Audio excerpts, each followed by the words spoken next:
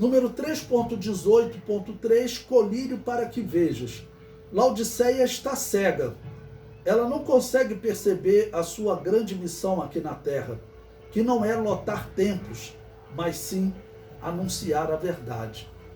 Então, quando você observa pessoas, eu tenho que voltar naquele tema maçonaria, porque esse é um tema que eu considero bem perigoso. Quando você vê ex-maçons aparecendo na internet e citando o nome de diversos pastores, afirmando que eles são maçons, e pior, eu fui ver a entrevista de um indivíduo, falou o seguinte: olha, eu estou citando o nome de fulano, fulano, fulano, fulano, fulano, e eu quero ver eles me processarem, porque se eles me processarem, eu mostro ainda mais coisa. Ninguém processou ele.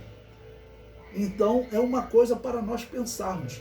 Uma igreja que está cega espiritualmente, ou seja, a igreja que ela não consegue ver que ela está desagradando Jesus. Ela não consegue ver que ela, na verdade, não faz parte da igreja de Jesus. Ela é uma instituição que tem apenas nome.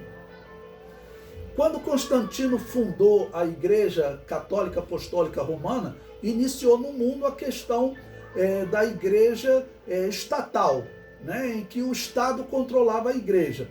Depois da Reforma, a igreja de Lutero, ela tinha o apoio financeiro de cidades da Alemanha, principalmente dos príncipes alemães, e até hoje é uma igreja estatal.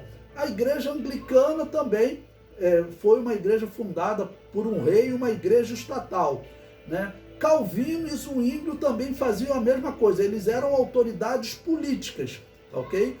Então, aquele foi um grande problema para a igreja. A igreja hoje, talvez uma das cegueiras dela, seja ela querer ser uma igreja estatal. Uma igreja que ela tem um governador para atender as questões dela. Um prefeito para atender as questões dela. Um presidente. Eu vou falar, por exemplo, eu não concordo com o Bolsonaro quando ele diz que vai colocar um evangélico na Suprema Corte. Tem que colocar uma pessoa correta, que julgue corretamente, né? Mas não tem que ser, não, eu vou beneficiar um evangélico, vai ter que ser um evangélico. Não, tem que procurar a melhor pessoa. É igual a questão que colocar, não tem que ter uma mulher no governo. Gente, tem que ter os melhores. Se tem 20 ministros, se os 20 que ele identificou são mulheres, que sejam 20 mulheres.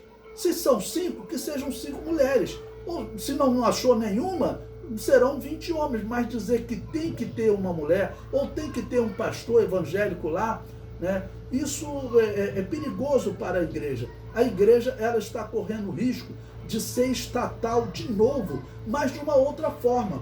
Não porque o imperador romano, ou que o rei da Inglaterra, ou da Alemanha, ou da Suíça, fundou uma igreja e o Estado financiava essa igreja, né? Certamente não será mais assim, porque as leis já não permitem isso. Está na Constituição dos países, né? Mas a igreja está tornando estatal de outra maneira. Corre risco de um pastor evangélico ele acabar se candidatando à presidência, vencer, e já pensou ele querer beneficiar os evangélicos? Não pode usar a máquina do governo para beneficiar uma igreja. Então a igreja está correndo o risco de se tornar estatal novamente.